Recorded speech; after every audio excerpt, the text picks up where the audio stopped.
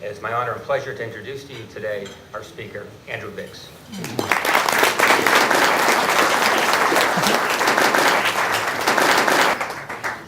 Well, thanks very much to all of you. Since Andy introduced my education, I am American. I spent a lot of time overseas. Some in the classroom, some in the pub, but I did return. I'm from New York originally, but I've been in D.C. for, I guess, close on 15 years now. So it's nice for me to get outside of the Beltway a little bit and talk about these issues. Because often if you work in Washington, D.C., you focus on the federal government, the federal budget, and the issues there. And clearly there's more than enough trouble going on in Washington, but there's also a lot going around in state and local budgets around the country. If you look just a national statistic in terms of the public sector pensions, retiree health plans around the country. Retiree health is retiree health coverage for public employees. Overall, they report unfunded liabilities of somewhere around $1 trillion, which is big money. I wrote a piece a while ago saying, I wish it were only $1 trillion. The real answer is it's somewhere north of $4 trillion. In other words, the state and local governments have about twice as much debt as they thought they had. And obviously things are not going particularly well even as they are. So the important things are to know how deep is the hole we've dug for ourselves, and what are the sorts of things we can do to get out of it. Since we're in Las Vegas and you get a lot of comedians here, I wanted to start, not that I'll actually be funny, but it's a way of thinking about things. That I'm going to focus here on public sector pensions, Nevada PERS, and in particular the way they measure the way they measure their liabilities and the way they measure how well funded they are. You know, there's that comedian, oh good grief, what's his name? The "you might be a redneck" guy, Jeff Foxworthy. Like, you might be a redneck if, and I can't remember any of that. But my version of it is essentially you might be a pension official, a public pension official, a pension actuary, somebody who works on half these pensions. You might be a pension official if you think $1 of stocks is worth $2 worth of bonds. Or if you think that a pension that takes more risk in its investments automatically becomes better funded by doing that. Or if you think that a defined benefit plan where the government bears all the investment risk is no more expensive to the taxpayer than a defined contribution plan where government bears none of the risk.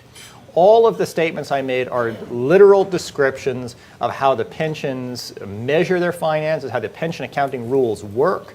And if you talk to them, it's not simply they say, well, here's kind of, yeah, the math works that way, but we recognize the reality of things. The reality of things is that they think that if the government bears pension risk, if the government invests in risky assets, that risk simply disappears.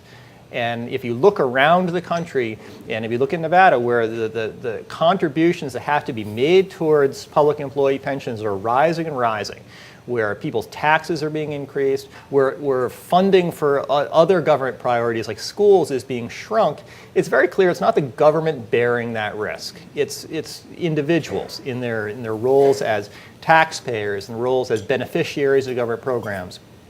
Bondholders who feel the investments they've made in the state governments are not as safe as they used to be. Government in general has a very, very hard time getting on top of the measurement of risk. And because they have a hard time doing it, their first inclination is simply to ignore it. But when you have literally trillions of dollars invested in increasingly risky assets, not simply stocks, but shifting into things like private equity and hedge funds and things like that, you have to take account of risk. And public pension financing, public pension accounting simply ignores it. When you look at Nevada PERS with an eye to the value of the risk that is being placed on the taxpayer, the picture changes very radically. For me to explain it, I have to run through a little bit in terms of how pensions measure their financing today versus how they should measure the financing. The point of view I'll give you is the way economists tend to think about these things. And it's easy to poo-poo economists. When I talk about economists, I'm talking about people who are Nobel Prize-winning economists whose views have shaped the way we think about finance. When I'm talking about people like the Federal Reserve Board, I'm talking about the Congressional Budget Office. All of them look at the way the pensions measure their financial health. They don't simply think it's wrong, they think it's laughably wrong. to the degree that when I've given examples on certain things, sometimes they'll simply start laughing, which would all be fine if there weren't trillions of dollars at stake. But there is. So I think the key thing is for us to think about how we get on top of this, how we get an accurate picture of the costs we're incurring, the risks we're taking, and then say, what do we do to fix the problems? To begin with, a pension measures its financing health by comparing the value of its assets, which is the investments it's made, with the value of its liabilities. Now, in theory, that would be easy. The tricky thing, though, is that the liabilities aren't something they're paying today for a pension. It's benefits they're paying years or even decades into the future. So how do you take that future amount and convert it back to the present? The way you do it is through a process called discounting.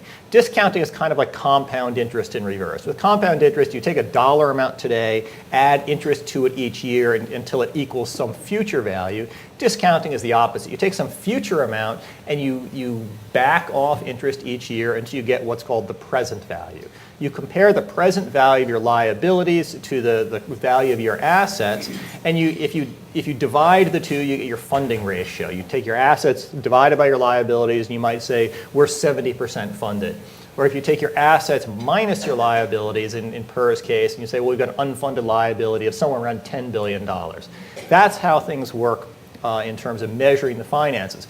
The key issue that pensions do is the discount rate, is the interest rate they're using to convert those future dollar amounts to present dollar amounts. The interest rate they use for Nevada PERS is 8%, which is the interest rate they expect to receive on the investments they've made. 8% is about typical for public sector pensions, usually ranges from around 7% to about 8.5%, but 8% is about typical. So they say, well, we're going to get 8% returns on our investments. Let's discount our liabilities by that 8%, compare, and that tells us how well funded we are. At first glance, that makes sense. No economist in the world thinks it's right. The reason for that is that the benefits that are being paid out or being promised by PERS are guaranteed. Those benefits are going to be paid regardless of how well your investments do. So if the investments don't do well, it doesn't make a difference to the value of the liability. This gets a little bit kind of wonky textbook stuff. The way an economist looks at it is they say the discount rate you apply to a future liability has to be based on the risk of the liability itself, not the risk of any assets you're using to fund the liability. In other words, if you've got benefits in the future that are guaranteed, you should discount them back today to using a low interest rate derived from guaranteed investments in order to reflect the fact that you have to pay that benefit come what may. So it comes down to the first time I wrote on this, a couple of years ago, I was out walking the dog with my wife, and I said, oh, I've got a piece coming out in the Wall Street Journal next week or next day. And she said, oh, what's it about? And I said, well, it's about how public pensions use the wrong discount rate to value their liabilities. And she kind of looked at me, and she's like, good luck with that one. And this is, when you say the devil is in the details, this is where, I don't want to say literally the devil, but things of enormous importance are in details like discount rates the typical person doesn't even think about, but the people sort of behind the scenes very, very clearly recognize. So the key issue is economists everywhere say if you've got a benefit in the future that is guaranteed, it has to be discounted at an interest rate that reflects that guarantee. Now you could say, well, let's use the guarantee on municipal bonds issued by the state. And some people have argued for that. You could say, look, a public sector pension benefit being paid out in the future, well, it's a guaranteed stream of money paid out by the government, just like how a government bond is a guaranteed stream of money being paid out by the government. Let's use the government bond rate of return. The studies that have looked at it, though, have actually found that public sector pension benefits are even less risky than bonds issued by state and local governments. If you look at New York City in the 1970s, you look at Orange County, California in the 1990s, you look at Vallejo, California today, which is bankrupt, in all those cases, pension benefits have continued to be paid even as bondholders have taken a bath. In other words, these are very, very low-risk investments. So most people argue using a discount rate derived from U.S. Treasury bonds. This is a very, very low risk, a very high guarantee investment. To start, though, maybe I'll just give you an illustration of how much this matters. Because There's the apocryphal saying that Einstein said compound interest is the most powerful force in the universe. I know Einstein probably didn't say it, but it has an enormous effect on things. Let me just give you an example. Right now, PERS has somewhere around $25 billion in assets, somewhere around $35 billion or so in liabilities in terms of the way they measure them. Imagine if instead of having $25 billion in assets, PERS went out, they threw all their money at the gaming table, they doubled it. So they had, instead of having $25 billion, they now have $50 billion. Okay, so they've doubled their money. Any economist would say they are better off because of it, because the benefits they have to pay, their liabilities are exactly the same, and their assets are twice what they used to be. But now let's imagine PERS said, well, since we've got this extra money, let's lock in our gains and take all our money and invest it in treasury bonds rather than putting it in stocks. So the idea there is we're going to invest in something safer. Now, again, an economist would say, well, just make a difference. They've got more money than they had before. Their liabilities are the same, so they're better off. If you actually run the numbers under the way the pension accounting works, if PERS did that, their unfunded liabilities actually would go up. Despite the fact they doubled the amount of their assets, the fact that they would have to use a 3 or 4% discount rate to value their liabilities rather than an 8% discount rate, that would cause their unfunded liabilities to go up. That's the sort of thing that an economist looks at this and just says it's wacky. It's just plain wrong. That you could be better funded. In this pension accounting, it pays to be, it's much better to take more risk than it is to actually do more funding. And that's the example I gave just shows that. You'd be better off investing in risky assets than actually having double the money in your fund. So these discount rates have an enormous effect on how things play out. When you think about, right now PERS is measured at about 70% funding under the current pension accounting rules. And that comes to an unfunded liability of somewhere around $10 billion, which is not good, but it's better than some other states. If you use a market valuation approach, where first you take the market value of their assets, pensions use something called the actuarial value of their assets, which smoothes the investment returns and things like that. But if you take the actual market value of their assets, that's somewhere around $20 billion. And if you discount the liabilities at a 4% discount rate to reflect the fact that they're guaranteed, PERS is no longer 70% funded, they're somewhere around 33% funded. So the unfunded liability isn't $10 billion, it's somewhere north of $40 billion. So you've gone from a situation, to give you some perspective on things, the Department of Labor has standards for private sector pensions where they categorize how well funded you are based on what your funding ratio, this percentage of assets to liabilities. Plans that are under 85% funded are considered endangered. A plan that is 65% or less funded is considered critical. Using market valuation, PERS would be around 33% funded. Now, I'm not saying, the response you often get when you point out something like this is, PERS, I'm sure, would say, look, we're one of the better funded, better run pensions in the country. And in a lot of ways, they are.